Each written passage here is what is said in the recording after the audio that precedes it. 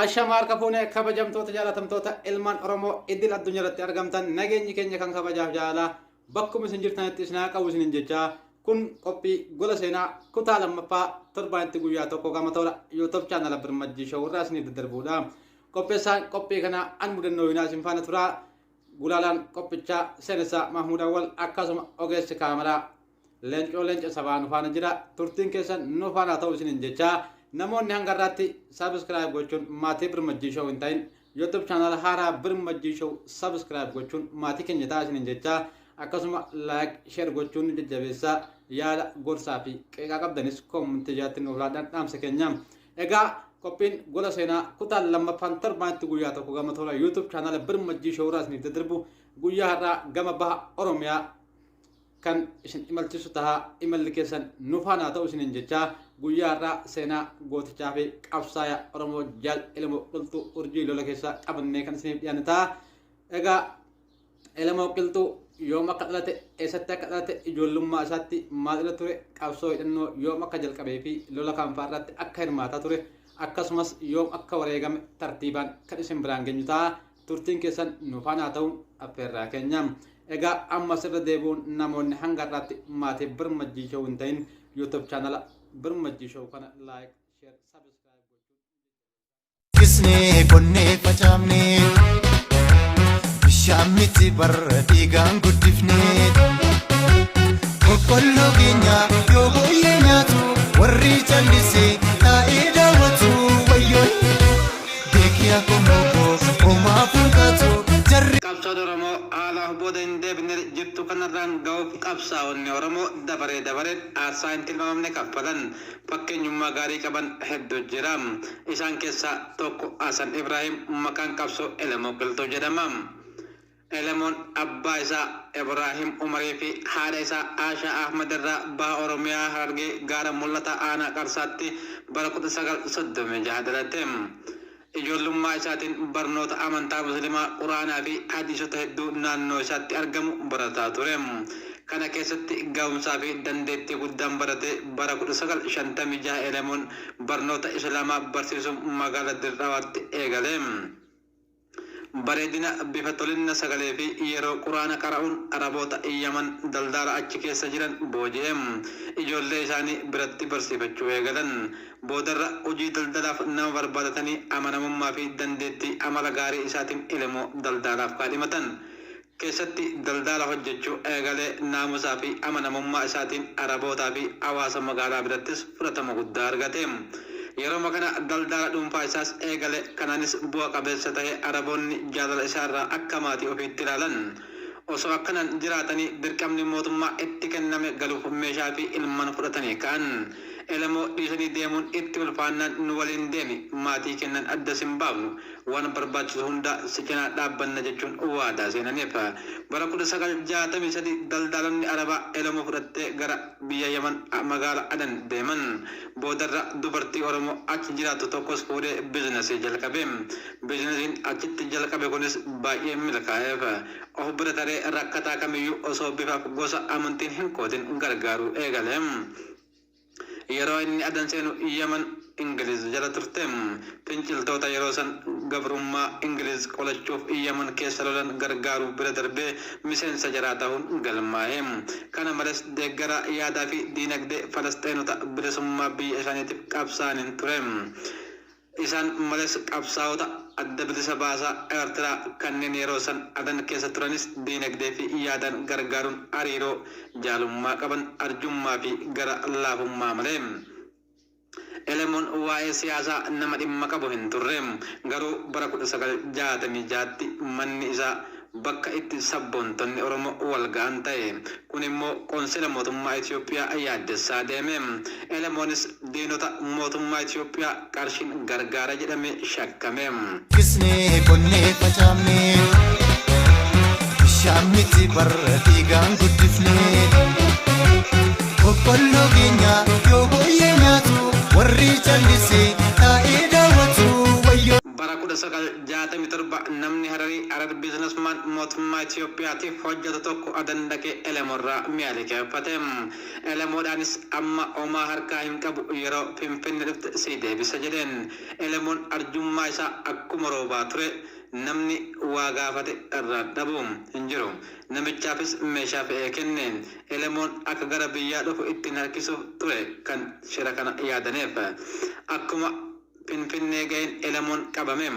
Gocha shororkeessummaa mootummaa Itoophiyaa irratti gaggeessuun himatame. Mana hidhaa keessatti qorannaa hamaa fi reebichaa fi miidhaa sammuu guddatu isarra ga'aa ture. Sibiila ibidda kaanii gubuu fi mataa gad deebisanii fannisuun dararaa gosaa fi lakkoofsa hin qabne mudate. Elemoon kan isa irraa gahuu dhiise adaa ilma namaa dararaa akkanaa mudataa jechuun of gaafate.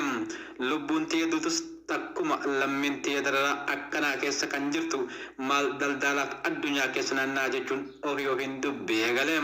Kun immoo Elemoon irra caalaa akka inni siyaasa keessa seenu godhe. Jarri ajjeesuu barbaadanis hiriyoonni Elemoo qarshii walitti qabanii erga dura taa'aa nageenya nama tureef qarshii guddaa kennaniin booda gadi lakkifame. Yeroon Elemoon mana hidhaa keessatti dabarse akka inni sabboonaa kutataa siyaasaan cuufamaa ta'uu isa godhe. Erga mana hidhaatii bahee booda hojii duraan hojjetu irraanfachuun sochii sabboonummaa Oromoo kan akka waldaa Maccaa Tuulamaa keessatti dho'isaan hirmaachuu jalqabe. Bara 1968 Elemoon dhoksaadhaan gara Maqdishootti deeme. Walgahii sabboonummaa Oromoo qopheessee hayyoota gurguddoo qabsoo hidhannoo irratti hirmaataa turan kanneen akka Jaarraa Abbaa Gadaa fi qabsaa'ota fincila keessa turan hedduu wal argan. Qabsaa'onni kunniin hawwii qabsoo isaan qaban kan mootummaa Somaaliyaa keessatti ajjeefte Elemoon jiraateef kun gammachuu guddaa akka ka'umsa keessatti uume. Hojiin sabboonummaa eegalame walgahii kana akkuma xumuraniin rakkoo Oromoo uummata biyya Arabaatti babal'isuun isatti kenname.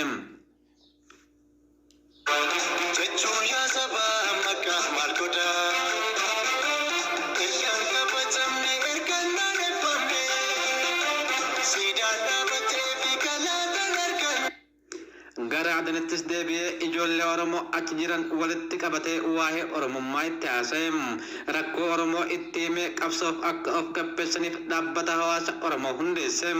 Bulchiinsa magaalaa Adanis amansiisee akka isaan biiroo siyaasaa banuuf isa eeyyaman godhe.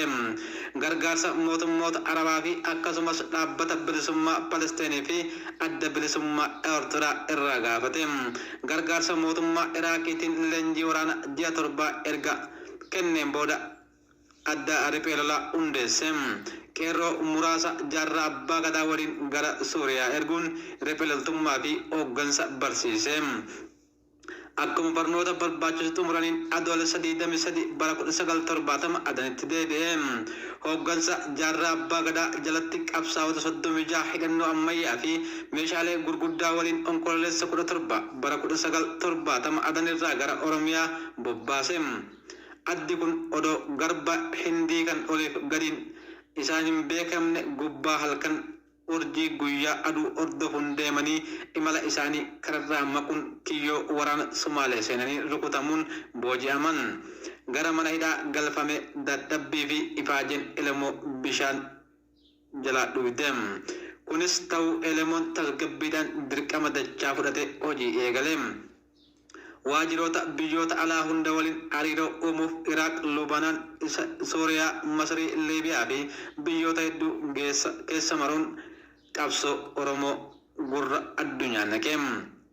Walgahii ebla bara 1973 Koloneel Gaadaafiin Liibiyaa keessatti qophaa'e irratti akka qabsaa'aa bilisa baasaa Oromootti affeerame. Kabaja godhamee fi irratti hirmaachuuf jiila isaa waliin Tiripoolii dhaqe. Teessoo bakka bu'oonni qabsaa'onni Eeshiyaa, Afrikaa, Awurooppaa fi Ameerikaa irratti argaman Elemoon seenaa Oromoo fi qabsoo isaa addunyaa wal barsiise. Qonnee facaafnee bishaan miti barra dhiigaan guddifnee boqqolloo keenya yoo booyyee nyaatu warri callisee taa'ee daawwatu wayyoo beekiyaa. Hojiin itti aanu karoora qeerroo ganama bakkan ga'uudhaaf 4 bara 1973 sabboonota leenjii waraanaa fudhatan waliin biyya seenuuf murteessan. Oromiyaan bilisoomuu qabdi jechuun leenji ija kuulaa elemoon meeshaa waraanaa gargaarsa adda bilisummaa Eertiraatiin dhoksaadhaan karaa gammoojjii Affaar keessaan gara Itoophiyaatti galchuu fi kuusuu jalqabe. Bara 1973 elemoon walgahii sochii qabsoo Oromoo Finfinneetti akka hirmaatu waamame. Walgahiin kunis uumamuu adda bilisummaa Oromoo kan xumurame yoo ta'u, elemoonis qabsoo waraanaa akka jalqabuuf dirqamni itti kenname. Waraana bilisummaa Oromoo walgahii kana booda hiriyaa isaa Hundee Taqii wajjin qabsoo waraanaa jalqabuuf gara Galamsoo deeman. Achittis Jeneraal Taaddasaa Birruu kan hidhaa mana keessa ture wajjin wal argan. Elemoon dhoksaadhaan humna waraanaa ijaaruu jalqabe. Abbaan Hundee humna waraanaa riphee lolaa kana bakka iddoo gubbaa qorichaa jedhamu tulluu Carcar irratti akka buufatu gorsan. Caamsaa 1974 elemoon nama 20 fudhate gubbaa qorichaa irratti kampii dhaabe. Achiis eegdota namicha Mulaatuu Tammany jedhamu abbaa lafaa uummata naannoo sana baay'ee acuucaa ture. Boodarras erga Mulaatuun barsiisan amantii Islaamaa Galamsoo keessatti akka ajjeefamu ajajee booda Mulaatuu Tammany caamsaa 1 bara 1974 midhaan hawaasarraa guuramee gibira fudhachuuf waraana waliin dhufan. Qabsaa'onni muraasni arroota 50 agarraan dhaabaa jedhaniin didan. Dhukaasa bananiin namicha dura dhukaase qeerroon kallacha dhooynaan warri hafe harka wal qabe. Midhaan booji'an Mulaatuu Tammany ajjeessan. Ajjeechaan Mulaatuu naannoo san naasise. Bulchaan naannoo sanaas loltuu isa erge. Akka balleessan ajajus garuu loltuun isaa milkaa'uu hin dandeenye. Hidhattoonni naannoo riphxee loltoota elemoo qilxuu dhaabuu waan dadhabaniif mootummaan Itoophiyaa humna waraana guddaa gara Galamsootti erge. Humni waraana elemoo waraana dheeraa waan hin gaggeessineef humna diinaa hedduu rakkate. Elemoon lafoota muraasa to'annoo ofii jala galchuun shaggaritti dhaadachuu jalqabe. Uummanni kenna mirga abbaa biyyummaa mulqatanii gabrummaa jiraachuu hin qaban jechuun dhaadannoo isaaniiti. Abbootiin irree baadiyyaarraa baqatanii magaalatti dhiyeessuu jalqaban. Osoo haalli akkanatti deemaa jiru waxbajjii 28 bara 1974 dargiin ijaaramte. Akkuma barcuma tolfatteen sochiin naannoo gubbaa qorichaatiif dursa kennite. Koloneel Zallaqaa Bayyanaa garasitti ergite. Innis uummata Galamsoo walitti qabee shiftoota isin keessa jiru baasuu yookiin dhabamuu filadhaa jechuun itti dhaadate. Murnoota waraana kallattii garaagaraatiin itti bobbaasanii doorsisuu bira taranii nama Oromoo tokko ajjeesan. Kisnee qonnee facaafnee bishaan miti barra dhiigaan guddifnee boqqolloo keenya yoo booyyee nyaatu warri callisee taa'ee daawwatu wayyoo beekiyaa. Qeerroon bilisummaa kanaan kan dallanan xalayaa barreessanii ulaa warra Amaaraa takka dhadhaanii erga Diniinaa Zallaqaaf ergan. Hawaasa kenna Oromoo ta'uuf kan ajjeeftan yoo taate sababa keessan naannoo jiru irratti tarkaanfii fudhanna. Itti gaafatamummaan keessan jedheen Fatnoon mootummaa qabsaa'ota argachuu dadhabnaan hawaasa nagaa tuquufis diniinni itti kenname. Sodaataan haalli kun kan isaan sodaachise waraana hedduu walitti qabuun tarkaanfii qabsaa'ota dhabamsiisuuf fulbaana 5 bara 1974 guyyaa kamisaa golgola barii keessa Gooroo Kinteerii irraa gama Araaree Xirroo socho'an. Qeerroon sochii diinni isaanii godhu dursa kan itti qophaa'an waan ta'eef tasatti waraana itti banan. Diina burjaajessanii dhukaasa karaa hundaan itti bananii reeffa Amaaraa lafatti tuulan. Haalli ammaannan birmachuu lallabatan waraanni hedduun kan dabalameef yoo ta'u, qeerroo lola'oo iftee itti fufte. Diinatti dukkana buufte. Waraanni jidduma tanatti elemuun muddii ol kalee gad mul'eera dhaame. Goonni kun kanaafis yoom rifate. Elemuun dhaamuun qeerroo kan abdii kutachiise lolli gama qabsaa'otaatiin laaffachuu eegale. Elemuun lubbuu qabsaa'otaa baasuuf uffata ofii irraa tarsaasee madaa isaa jabeessa hidhate. Qabsaa'ota ofitti waamuun wal duubatti hafuun dirqama waan ta'eef akka milkan ajaja itti kenne. ofiif ta'een ittisuu fi wareegamuuf qophii ta'us akkas jechuun ibse. Ana caalaa kan lubbuu baafachuu qabu isinii an mana kan hin baheef qabsoo bilisummaa uummata kiyyaatiif haala kanaan du'uu caala wanti na gammachiisu hin jiru. Qaanqee qabatte tana akka hin dhaabne gochuun dirqama keessani. Nadhiisaa deema ana hanga lubbuun na keessa jirtu diina isinirraa ittisa jechuun dubbate. Dhakaa guddaa tokko jalatti jilbeeffatee dhukaasa itti fufe.